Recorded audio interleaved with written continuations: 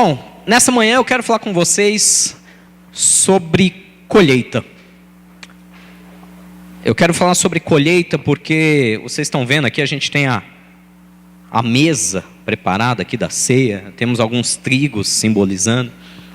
E a palavra de Deus, toda vez que ela vai se referir à colheita, ela sempre compara com coisas nobres. O trigo é uma das coisas mais nobres com a qual a palavra compara uma boa colheita, porque do trigo vem o pão, vem o alimento, vem a base da alimentação de uma família daquela região da Judéia. A verdade é que nós temos pela parte de Deus uma grande colheita preparada. Deus fala na sua palavra que está se aproximando um dia onde uma grande colheita, e não está falando apenas de trigo, não está falando apenas de coisa física, mas ele fala de uma colheita espiritual. Certa vez o Senhor estava explicando para os seus discípulos uma parábola sobre a semeadura. Acho que todos vocês conhecem a parábola do semeador. Diz que um homem saiu a semear e ele lançou sementes pela terra. Uma parte caiu entre os espinhos, outra parte caiu no solo rochoso, outra parte caiu na beira do caminho e as aves comeram, mas uma parte dessas sementes caiu em boa terra. E quando essas sementes caíram em boa terra, elas produziram a 30, 60 e a 100 por um. Jesus não estava dizendo de trigo literalmente. Ele estava falando da minha vida, da sua vida. Ele estava falando dos nossos corações como essa terra. E ele estava falando da semente da palavra de Deus que frutifica e gera uma colheita não de trigo, mas uma colheita de vidas, de sentimentos. E hoje eu tenho certeza que Deus quer nos mostrar um pouco mais. Se você se lembrar, lá no livro de Mateus, capítulo 9, versículo 35. Mateus 9, 35 diz que Jesus ia passando.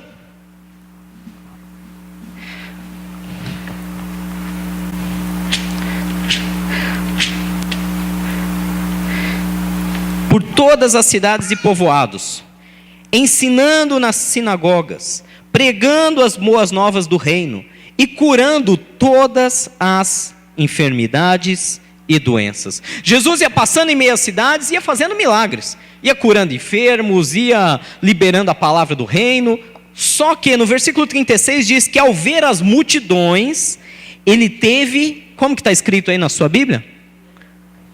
Grande compaixão delas, porque estavam aflitas e desamparadas como ovelhas sem pastor. Então disse aos seus discípulos: a colheita é grande, mas os trabalhadores são poucos. Peçam, pois, ao Senhor da colheita, ou ao Senhor da seara, que envie trabalhadores para a sua colheita. A verdade é que quando Jesus começa a falar sobre o reino de Deus, sobre as vidas que precisam ser alcançadas com o amor dele, com o amor de Deus por cada um delas, o grande problema não está na colheita. A colheita é um fato. A palavra está sendo semeada para todo lado. A semente está sendo lançada de todo jeito, bom ou ruim, mas está. Na TV, a semente da palavra de Deus é lançada. No rádio, a semente da palavra de Deus é lançada. Na internet, a semente da palavra de Deus é lançada. Até no Facebook, a semente da palavra de Deus está sendo lançada. No nosso dia a dia, nosso trabalho, nossa escola, nossa casa, a semente da palavra de Deus está lançada. E uma vez que essa semente caiu numa boa terra, existe o crescimento. O problema está na colheita. Jesus pergunta para nós nessa manhã de maneira clara: qual é a situação? Versículo 37. Os discípulos olharam e não entenderam, e Jesus falou: olha, o grande problema está aqui, ó. A colheita é grande, a seara é grande, mas poucos são os trabalhadores. Poucos temos para fazer essa colheita. Versículo 38, ele fala assim: peçam, pois, ao Senhor da colheita da seara que envie trabalhadores para essa seara. Vamos para o próximo. O mundo, segundo a palavra de Deus lá em 1 João capítulo 5, versículo 19, diz que o mundo está no maligno. Em algumas traduções fala, este mundo jaz no maligno. Ele está. Não é que ele vai ficar maligno, não é que ele vai ter ações do maligno, não. O mundo praticamente está atolado em trevas. Essa geração que a gente vive hoje, nunca se teve em toda a história da humanidade uma geração tão corrupta. Geração, não estou falando só de político não, uma geração. A corrupção, parece que ela entrou no DNA do ser humano e fez uma ligação eterna. Nunca se teve uma geração tão abominável, com loucuras, com sexo ilícito, com todo tipo de droga. Nós vivemos aquela geração que o pessoal está falando do politicamente correto. O politicamente correto onde você não pode criticar nada, onde você não pode falar a verdade. Você sequer pode pregar a verdade de Deus, que alguém diz, os meus direitos são tais, você não pode dizer o que você pensa. Ou seja, todo mundo tem direito, menos você. É a geração que nós estamos vivendo. A geração do mimimi, como alguns falam. Tudo é mimimi, tudo reclama, tudo resmunga. Ah, os meus prazeres primeiro, os meus desejos primeiro. O que o meu pai e minha mãe pensam, é eles que se explodam. Eu tenho que pensar em mim. Ô geração perversa, diz a palavra de Deus, que não respeitam mais pais e mães. Ah, o que minha esposa pensa, isso é problema dela, eu vou pensar em mim. E se ela não gostar, ela que arrume outro.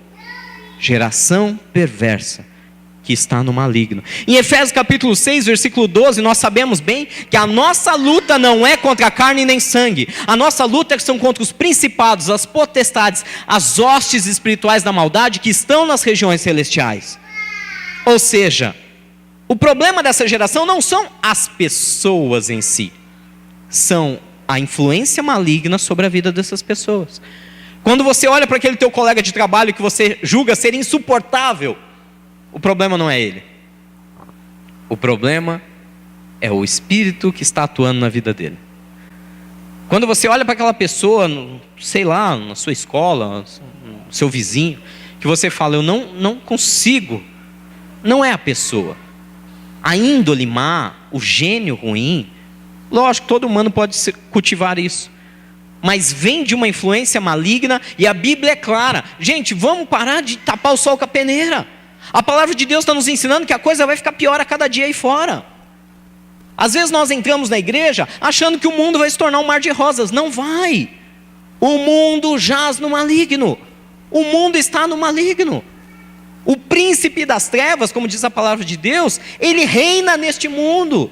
E diz que a nossa luta não é contra ser humano, não é contra nossos irmãos, contra aqueles que o Senhor fez e criou segundo a sua vontade, mas a nossa luta são contra os espíritos malignos que atuam em suas vidas, que tentam arrastar essas vidas para o inferno e, se possível, ainda vai usar a vida deles para arrastar a sua também. Se possível, vai tentar usar a vida de quem é fraco espiritualmente para te perturbar, para te irritar, para você perder a paz, perder a bênção. É assim que o mundo espiritual funciona. Só que alguns olham e falam, puxa, triste isso, né, pastor? O mundo está tão ruim, tanta fome, tanta desgraça. O problema é tão grande que eu não posso fazer nada. Aí é que nós nos enganamos. Quanto maior as trevas, presta bem atenção nisso que eu estou dizendo. Quanto maior as trevas, quanto pior ficar a situação aí fora, quanto mais aumentar a corrupção, quanto mais aumentar desemprego, quanto pior for a crise econômica, quanto mais doença nova aparecer, vírus, zicas e sei lá o que mais, quanto mais desgraça na terra, quanto maior as trevas, uma pequena chama consegue maior claridade. Quanto mais escuro tiver, uma única pequenina chama pode fazer um estrago muito grande nessas trevas. E é isso que nós temos que entender hoje. Que quanto pior estiver lá fora, se você, se eu, fomos uma chama, por menor que seja, mas eu não faço diferença. Você se engana. Quanto mais justo você for, quanto mais honesto você for, quanto mais sério, quanto mais apaixonado pela sua família você for, quanto mais dedicado ao seu trabalho você for, quanto mais você for uma pequena chama nessa sociedade falida, mais você vai fazer a diferença. O mundo vai de mal a pior. Não espere o mundo ficar bom. Não espere. Eu encontrei muitos brasileiros agora nessa viagem em Atlanta. 90% deles falaram que deixaram o Brasil e se mudaram para os Estados Unidos porque queriam uma vida melhor. Estavam cansados de violência, cansados de corrupção, cansados de uma sociedade injusta. E aí chega uma hora que eu sou um pouco ácido, né? Eu virei para eles e falei: e aí? Resolveu o problema? A resposta é não. Todos foram unânimes e falaram: não. Mudaram os tipos de problema. Hoje são maiores os problemas. Agora tem a barreira de você ser um imigrante. Mesmo que legalmente, você é um imigrante. Você não tem os mesmos direitos que um cidadão americano. Você tem o preconceito. A sociedade americana, por mais que ainda receba muito bem todo e qualquer estrangeiro, recebe bem até a segunda página. Quando você começa a disputar emprego com um deles, automaticamente você é um inimigo. Então, isso pesa. A sociedade te rejeita, a sociedade te explora. Então, deixa-se o problema da violência, mas começa o problema da rejeição. Deixa-se o problema de um país muito corrupto e começa a perceber que lá, por mais que você trabalhe, você nunca vai ganhar o mesmo que um americano. Você pode fazer a mesma função, ter o mesmo diploma, ter o mesmo grau de escolaridade, mas o americano sempre vai ganhar muito mais do que você, porque você é um mero imigrante. Sem contar outros 1000 problemas. 1000 problemas. Ou seja, deixaram o país, eu até entendo a situação deles, buscando uma vida melhor. E são unânimes, todos eles foram unânimes em dizer: a gente só mudou de problema, mas os problemas são cada dia piores. O mundo jaz no maligno. Você pode se mudar para a Islândia, para a Finlândia, para a Suécia, que são considerados países com IDH no top do mundo, sem miséria, sem violência, sem analfabetismo. Você pode ir para aquele lugar. Aí você fala: puxa, mas ali é um país tão perfeito. Você só tem que acostumar a viver com menos 40 graus. É outro problema. Você só tem que aprender sueco. Moleza, né? Norueguês, moleza. Deve ser muito fácil falar norueguês. Tudo tem um preço. Nada, esse mundo não tem facilidades. Esse mundo não tem facilidades. O mundo jaz no maligno. E Deus está querendo nos dizer que se nós, aqui no meio do maior problema que você vive, às vezes no meio da sua casa, onde você pode estar em conflito dentro da sua família, ter problemas familiares, briga marido e esposa, briga com os filhos, mesmo no meio do maior tempestade, se você se propor a ser a pequena chama, você vai fazer a diferença. Você vai fazer a diferença. Olha que a palavra de Deus fala sobre alguns problemas, e eu trouxe alguns dados para vocês. Vocês acham que o mundo tem problema? Eu vou falar só de Brasil, tá? Não vou nem muito para o mundo. Vamos falar de divórcio. Eu não sei se vocês sabem, pode passar, pastora, mas tem alguns dados interessantes. Eu fiz questão de levantar alguns dados junto ao site do Ministério da Cidadania e Justiça e também do IBGE. Depois vocês podem pegar aí as referências, as fontes e buscar esses dados. Em 10 anos, a taxa de divórcio no Brasil cresceu mais de 160% nos últimos 10 anos. A maioria dos casais, 56,5% daqueles que se casam, se divorciam antes de 15 anos de casamento. 56,5%. Ah, pastor, mas isso é só no ímpio. O crente... Não. O IBGE comprovou. Em todo e qualquer credo, 56,5%, mais da metade, quase 6 casamentos em cada 10 terminam em divórcio no Brasil. Em 10 anos? Em 10 anos é só 41%. Em menos de 10 anos, 41% terminam, e se você estender até 15 anos, chega a 56%. O pior problema que eles estão dizendo é o alto crescimento nos casamentos com menos de 4 anos, onde a taxa de divórcio pulou de 8,5% para 19%.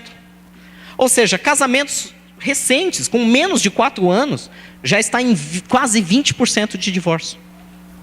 É uma taxa alta ou não é? O que vocês acham com relação ao mundo? Vocês acham que o Brasil está dentro do padrão? O que vocês acham? Vamos abrir a questão. Por exemplo, se comparado aos Estados Unidos, vocês acham que está melhor, pior, está parecido? O que vocês acham? Está pior. O Brasil, ele só está um pouquinho... tem países piores, claro. Mas o Brasil está indo numa crescente muito perigosa. O divórcio no Brasil ele tem crescido tanto, que relatórios da própria ONU têm dito que estão tentando entender que fenômeno é esse. Por que os casamentos se dissolvem tão facilmente aqui no nosso país? Além do divórcio, a gente tem problemas aqui. Já que estamos falando do mundo no maligno, vamos falar de uma outra realidade que está nos atormentando? O problema das drogas. Ah não, pastor, eu não tenho problema com isso. Você talvez não. Mas um vizinho, um amigo, um filho de alguém com certeza tem. Com certeza tem. Sejam elas drogas ilícitas, né? Maconha, cocaína, heroína, o que for, o crack, até mesmo a própria bebida, o próprio álcool. Só para vocês terem ideia, não sei se ficou muito pequena a letra aqui, ou dá para vocês lerem.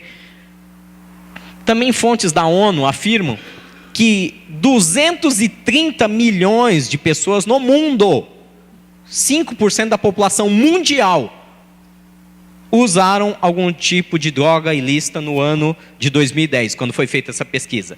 5% de todo mundo foi usuário de drogas no ano 2010. Desse total, 27 milhões de pessoas tiveram um problema sério, dos quais levando à dependência ou até alguma doença psíquica em relação ao uso de drogas. O consumo de cocaína no Brasil, só para você ter ideia, nos últimos 6 anos, ele dobrou. Nos últimos 6 anos não, de 2005 a 2011, ele dobrou em 6 anos. E atingiu 1,75% da população.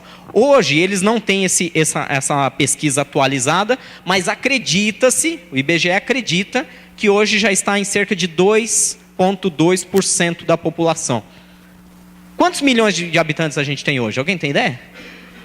Eu estou 204 milhões, mais ou menos?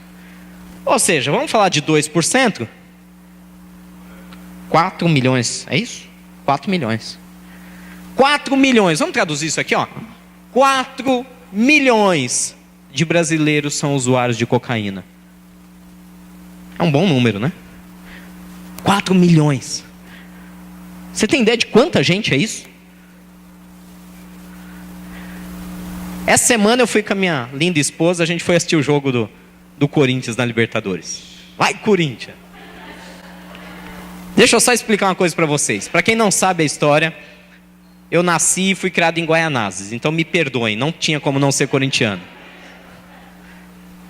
Nasci, cresci em Guaianazes, eu não tinha opção, gente. Então, por favor, perdoem o seu pastor, né? Guaianazes, Zona Leste, não tinha como. Eu tinha só um amigo palmeirense, ele apanhava todo dia, de todos os outros 40 corintianos. Tinha só um amigo São Paulino, ele não apanhava porque ele corria muito, ele era muito rápido, então ele fugia. E não conhecia, eu fui conhecer Santista quando eu entrei na faculdade. Então Não, é Zona Leste, né? Então, só para explicar para vocês, a gente foi lá no estádio na quarta-feira, no Itaquerão, né? Tá lindo o estádio, por sinal. Tinha 40 mil pessoas. Estava lotado. 40 mil pessoas. 4 milhões dá 100 vezes aquele estádio lotado. 100 vezes aquele estádio lotado, usuários só de cocaína. Só de cocaína. Isso é o que o Brasil tem. Eu não vou nem entrar no mérito da maconha, tá? Porque hoje, no meio da moçada, no meio dos mais jovens, a maconha se tornou algo tão... não, nem é. Que estão até tentando legalizar. Não, é natural. É natural. Água é natural, não é? Enfia água na veia. Mata ou não mata? Eu acho que mata. A questão não é se é natural ou não. Eu tinha uma professora de farmacologia na faculdade que ela sempre me ensinava isso. O problema não é a natureza do componente químico. O problema é a via por onde se administra. Você pode pegar uma coisa pura como água, enfiar numa veia e matar uma pessoa. Você pode pegar o oxigênio, ar, que é natural, que é puro, enfiar em excesso numa veia e matar uma pessoa. Da mesma maneira, você pode pegar todos os componentes da cannabis e acabar levando a pessoa, se não ao óbito, a uma série de doenças, principalmente a esquizofrenia, que está muito associada. Então, não tem como negar que o Brasil, é que a gente às vezes fecha os olhos porque não tem ninguém dentro de casa passando por isso. Mas alguém ao nosso redor está passando por isso. Basta procurar um pouquinho. Aqui também fala que o Brasil, mais uma vez, ele está com um problema sério, porque ao contrário do continente americano inteiro, especialmente Estados Unidos e Canadá, onde o consumo de cocaína está diminuindo, no Brasil está aumentando. É um dado assustador. Próximo. Um pouquinho mais de dados aqui. Pode passar, por favor. Está girando a ampulheta? Travou o computador. São dados também em relação às drogas no país. Vamos ter paciência com a ampulheta. Nada? Então tá bom, vamos continuar falando. Resumo: o mundo jaz no maligno. Taxa de divórcio no Brasil já está em quase 60%. Consumo de drogas, só de cocaína apenas, atinge mais de 4 milhões de brasileiros. Consumo de maconha, estima-se que pode chegar a atingir 20 milhões de brasileiros. Estima-se, ninguém tem o dado concreto porque ninguém assume. Quando vão fazer as pesquisas, você é usuário de maconha? Não, imagina. As pessoas negam. Um trabalho feito pela Unifesp, pela Universidade Federal do Estado de São Paulo, eles fizeram um levantamento sobre outro problema muito sério. O problema da miséria, da pobreza. Eles consideram miséria ou pobreza todo e qualquer indivíduo que viva numa condição onde ele não tenha o mínimo de caloria necessária diária para a sua sobrevivência. Então a ONU, através daquele órgão da FAO, né, que é responsável por toda essa pesquisa e esse cuidado na alimentação do ser humano, o órgão da ONU ele determinou um número X mínimo de calorias diária que todo ser humano precisa ingerir. Baseado nesse número, a Unifesp, a Universidade Federal de São Paulo, fez uma pesquisa no Brasil, em conjunto com o IBGE, e fez um levantamento de quantas pessoas ingerem menos do que a quantidade mínima necessária de alimento por dia, por falta de recurso financeiro. De 200 milhões de brasileiros, hoje esse número já está acima de 10 milhões. 5% da população. 10 milhões de brasileiros não têm alimento suficiente na sua mesa diariamente. Principalmente menores de 14 anos. É um dado e tanto. Pastora, se não for, pode reiniciar, pode tentar reiniciar. 10 milhões de brasileiros abaixo da linha de pobreza. Pastor, como pode um negócio desse? Eu também não tinha ideia. É que ontem eu sentei na frente do computador e eu falei, eu quero saber números verdadeiros. Eu quero dados concretos. Eu quero saber aonde estamos vivendo. Que condição de trevas estamos vivendo nesse mundo atualmente. 4 milhões de usuários de cocaína, 10 milhões de pessoas abaixo da linha de pobreza. Pastor, graças a Deus eu não estou. Eu também não. Vocês estão vendo que eu estou bem fortinho. Mas a colheita está aí. Mateus 9:35. Melhor, Mateus 9:38 ele fala: peçam ao Senhor da colheita, ao Senhor da seara, que envie mais trabalhadores para a colheita. Gente, é sério, eu voltei de Atlanta completamente apaixonado pelo trabalho que eu vi a igreja fazendo. Eles têm tantos trabalhos, tantos projetos, em tantas áreas. E eu pensei, por que a gente não pode fazer o mesmo? Por que a gente não pode começar por uma? Por que a gente não pode pegar o problema relacionado ao divórcio? Por que a gente não pode fazer um levantamento sério aqui da Aldeia da Serra, de como estão os índices de divórcio na Aldeia da Serra, e começarmos a fazer um trabalho intensivo de ajuda a esses casais? E ao longo de 10 anos a gente monitorar esse dado até o dia que a gente poder falar: olha, Senhor, o Senhor me entregou 5 talentos, eu trabalhei, estão aqui outros 5. Já imaginou que legal, num período de 10 anos, a gente diminuir um índice? Vamos supor que o índice da Aldeia da Serra, ou da região onde a gente vai atuar, seja também perto de 56%. Já imaginou se em 10 anos nós conseguimos reduzir isso para 10%? Você acha que é possível fazer isso? A igreja pode fazer alguma coisa? Eu e você podemos fazer alguma coisa para interferir nesse índice? Sim ou não? Claro que podemos. Inclusive, quando começa o Casados, pastor? Semana que vem. Para quem não sabe, procure o pastor Jairo, a pastora Vilma. Nós temos um curso aqui na igreja chamado Casados para Sempre. É um curso que dura 14 semanas, um encontro semanal, uma vez por semana você vai se encontrar com os pastores e com o seu grupo. E ali você vai aprender sobre como lidar com o seu casamento, como resolver questões às vezes tão difíceis para você e para sua esposa, para o seu esposo. Você vai aprender a lidar com isso à luz da palavra de Deus. Quantos casamentos esse curso já não restaurou? Quantos? Aqui na aldeia mesmo, eu me lembro de um caso muito interessante, onde o casal já estava divorciado, morando cada um numa casa, e nós oramos e eles aceitaram a fazer o curso, e depois do curso eles tiveram que se casar de novo, porque Deus trabalhou no coração deles, Deus trouxe a luz e mostrou para eles que eles eram feitos sim, segundo a promessa de Deus um para o outro. O que estava faltando eram alguns ajustes, o que estava faltando era talvez trazer a palavra de Deus, trazer a presença de Deus para dentro do seu relacionamento, e aí foi resolvido. Pastor, mas talvez eu tenha feito o curso e ainda tenho problemas. Claro, e aí eu vou ser um pouco mais ácido com você hoje. Tem problemas porque não está colocando em prática o que aprendeu. Estou mentindo? Tem problemas porque não está praticando aquilo que lhe foi passado. Porque, gente, diante de Deus, o negócio é tão bom, é tão efetivo, que se você se dedica a viver um pouco daquele curso, é o céu na terra. Pode ter até um problema ou outro, mas que você vai viver um tempo melhor, isso vai. A ampulheta ainda está girando aí, pastora? Meu apoio, o problema é atrás da ampulheta, Jesus. Agora eu fiquei preocupado. Vamos lá, meu apoio técnico, por favor. Tá indo? Pode passar. Pode passar os slides aí, vamos tentar chegar. Ah, tá. Tenha paciência, computador, né? Ah, agora sim. Então, nós podemos fazer algo a respeito com relação aos casais. Pastor, eu não sei como fazer. Você já fez o curso Casados para Sempre? Deixa eu só por curiosidade, quem já fez o curso Casados para Sempre aqui? É quase todo mundo.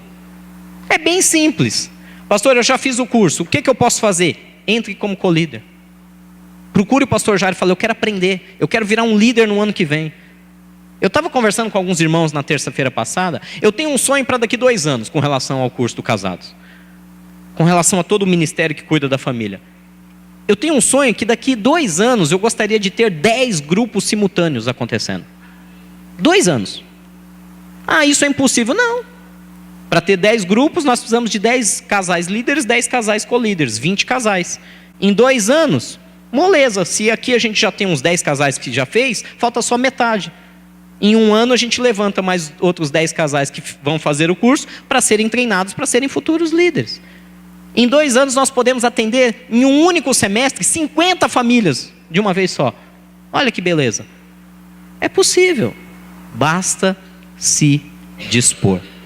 Basta dizer: eu quero ser luz no meio das trevas. Isso foi bom para o meu casamento, eu quero ajudar alguém. Ah, mas eu ainda tenho problemas. Ótimo, eu vou entrar porque eu com a responsabilidade da coliderança, eu vou ter que me dedicar mais ainda, estudar e praticar o curso. Meu casamento vai ficar melhor. Amém? Amém? Amém meio xoxo, né? Peguei pesado agora. Agora sim. Obrigado, pastor.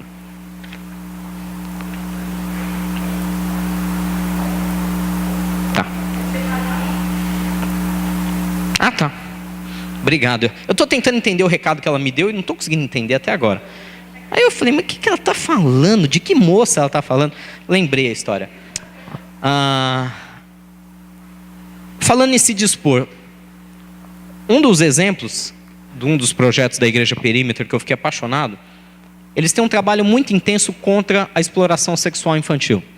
A cidade de Atlanta, após a Olimpíada, em 96, se eu não me engano, foi a Olimpíada em Atlanta, atraiu uma série de imigrantes para lá. Acho que ficou famosa no mundo, né? Jogos Olímpicos, tal.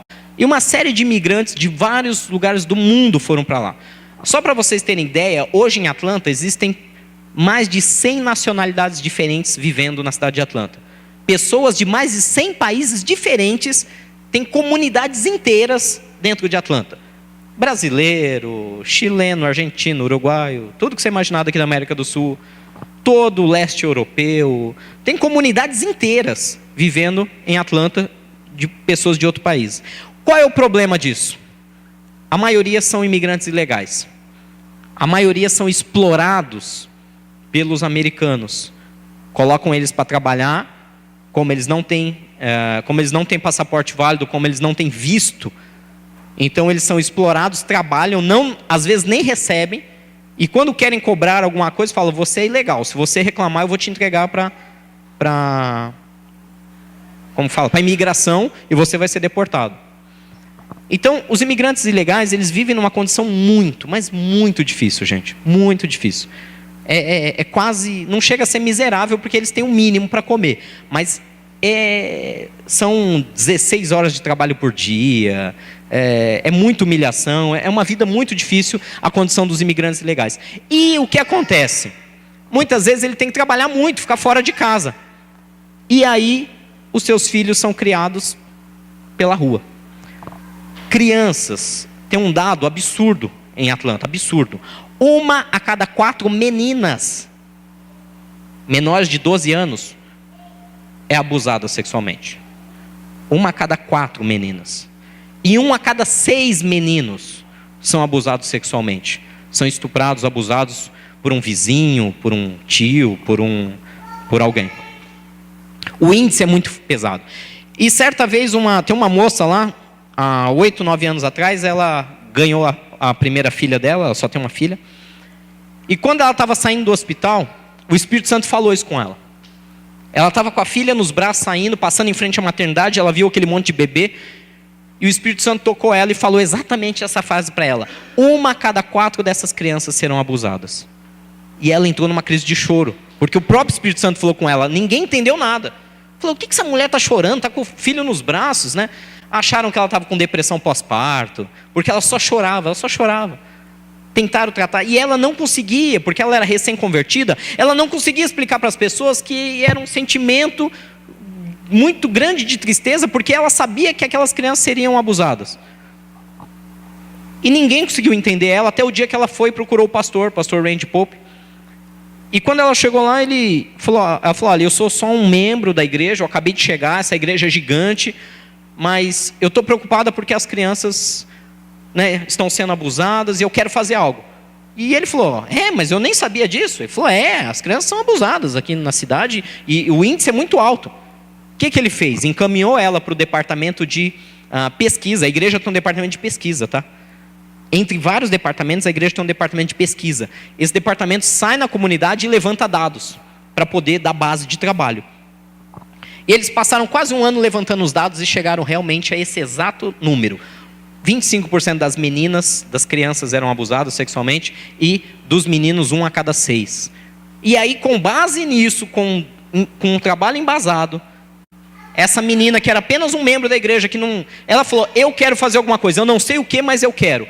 E através da pesquisa dela, ela foi encontrando os pontos, os gargalos, aonde que ela podia atuar, onde eram os lugares mais críticos. Lugar mais crítico, aeroporto.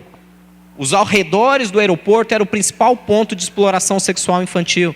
Então começou um trabalho, foi lá, meteu as caras, procurou o aeroporto, a administração, falou, olha, nós precisamos fazer um trabalho de combate à exploração sexual infantil. Hoje você chega no aeroporto, tem cartazes para todo lado, a segurança é totalmente voltada, pensando no foco disso. Eles conseguiram levantar um programa de adoção temporária dessas crianças que eram abusadas pela própria família. Ou seja, em 8 anos, eles conseguiram reduzir esse número pela metade. Você fala, ainda é pesado. Ainda é pesado. Mas nós estamos falando de 6 milhões de habitantes. Você reduz isso pela metade, É um número e tanto de crianças que estão sendo libertas desse problema. Então dá para fazer alguma coisa. Uma moça que chegou lá e simplesmente falou: eu não sei como, mas eu quero ajudar, eu quero fazer alguma coisa, eu quero interferir nesse problema. Questão das drogas, por exemplo. O Brasil é o maior mercado mundial de crack, é o maior consumidor de crack do mundo. Não existe outro país no mundo onde se consuma tanto crack igual no Brasil. E é o segundo maior de cocaína. Segundo maior mercado do mundo de cocaína, de consumo. Tá? Isso de acordo com essa pesquisa da Unifesp. E detalhe, não só é o maior do mundo, como 1/5 do consumo de todo o crack do mundo está aqui no Brasil. E a cocaína, como eu disse para vocês, eu falei de 4 milhões, em dados aí mais recentes já chega a 5,6 milhões de brasileiros adultos usuários de cocaína. Pode passar. O problema maior está aqui no meio dos adolescentes. 3% da população, equivalendo a 442 mil, 3% de todos os adolescentes já fizeram uso de cocaína. Tá? E antes dos 18 anos de idade, cerca de 45% desse grupo. De todos os usuários de cocaína hoje no Brasil, de 5 milhões e pouco, quase metade fez uso antes dos 18 anos de idade. Ou seja, começou na sua adolescência. Esse é o nosso alvo principal hoje quando se fala de combate à droga. Tá? Como eu falei para vocês, questão da miséria. Miséria não necessariamente é apenas a pessoa que mora na rua, mas também, volta um pouco a foto, pastor. Mas também a pessoa que vive em subcondições, né? Não tem condições de saneamento básico, não tem condições de uma vida digna. Essa pesquisa, como eu falei para vocês, mostrou, agora é de 2015 essa pesquisa, tá aqui a fonte para vocês, é um órgão do IPEA, do governo brasileiro. 10 milhões de brasileiros em 2015 vivem abaixo da linha de pobreza. Vivem em condições subhumanas, não tem sequer a nutrição mínima necessária. 10 milhões, gente, é muita gente. É muita gente, tá? E isso para nós representa das duas uma. Ou um grande problema, ou uma grande oportunidade. Você escolhe.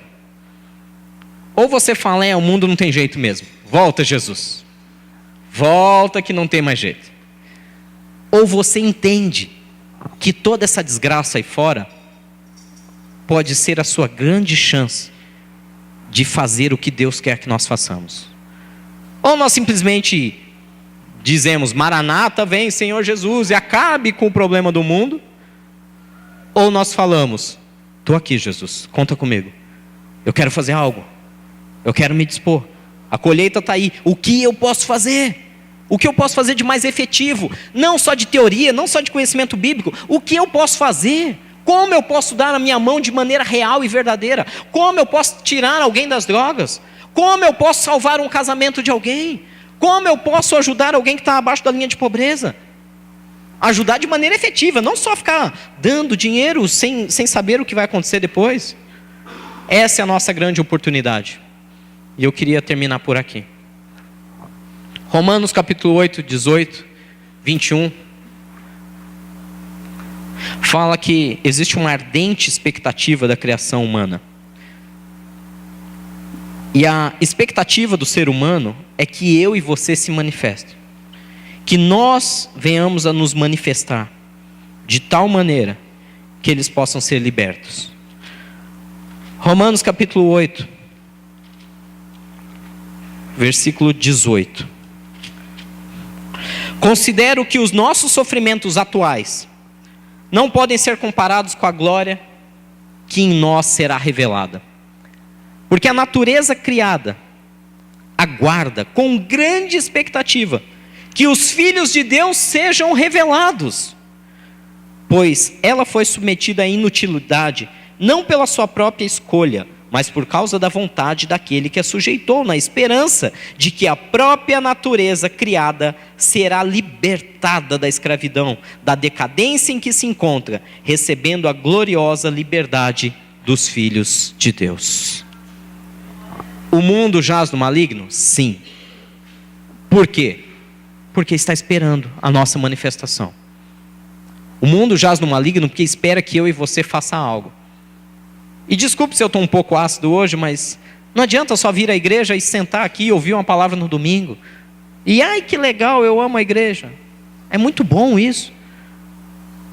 Mas o mundo está lá precisando que a gente faça algo mais efetivo. Pastor, o que eu posso fazer? Não sei, nós vamos descobrir juntos. Eu também não conheço a caminhada. Eu sei que eu não posso mais me confortar, ainda mais depois dessa semana do que eu vi e ouvi, dos projetos e trabalhos que eu vi a igreja atuando e transformando aquela cidade. Eu não posso simplesmente me calar e dizer, não, é muito bom. Gente, é muito bom a gente se reunir aqui para adorar a Deus, isso é maravilhoso. Mas que domingo seja o dia da gente fazer isso mesmo, adorar a Deus por toda a graça que Ele tem nos dado, mas que a gente tenha motivos de se alegrar em Deus. Que a gente possa dizer, Senhor, obrigado, porque essa semana nós ajudamos um casal. Obrigado, porque essa semana nós libertamos mais um das drogas. Senhor, muito obrigado, porque essa semana nós tiramos uma família da linha da pobreza e conseguimos colocação profissional para ela. Nós podemos fazer algo. Nós podemos. Nós queremos? Essa é a grande pergunta. Então essa é a oportunidade. Versículo 19, a natureza criada, ou a criação humana, aguarda com grande expectativa a manifestação, ou que sejam revelados os filhos de Deus. Aonde estão os filhos de Deus? Aonde estão os filhos de Deus que não estão se revelando? Aonde estão os filhos de Deus que estão se omitindo? Sim, se omitindo, porque se nós como filhos de Deus não nos omitíssemos, nós não teríamos um dos países mais corruptos do mundo. Nós não teríamos o maior consumo de crack do mundo. Nós não teríamos o segundo maior consumo de cocaína do mundo. Nós não teríamos uma das maiores populações miseráveis de todo o mundo. Sabe por que eu estou falando isso? Porque 1 a cada 4 brasileiros é cristão. 1 a cada 4 brasileiros eu vou mudar o termo, é evangélico. 25% da população brasileira é evangélica, é cristã, se diz cristã nascido de novo. Se 1 a cada 4 é realmente um filho de Deus, por que não está se revelando? Por que não está se manifestando? Está na hora da gente mudar isso. Vamos começar por a gente, não vamos esperar dos outros. Não estou aqui eu, Rogério, cobrando nada de nenhum de vocês, entendam isso. Eu estou aqui pelo Espírito Santo de Deus falando que está na hora da colheita chegar. A colheita de Deus está pronta, os campos estão prontos, só está faltando trabalhadores, só está faltando pessoas para essa colheita. Não sou eu, Rogério, cobrando nada de ninguém individualmente. Eu estou falando pela palavra de Deus o que Deus espera que nós façamos. Se 1 a cada 4 brasileiros nascidos de novo em Cristo Jesus realmente se manifestar, realmente fizer a sua parte, esse país nunca mais vai ser o mesmo.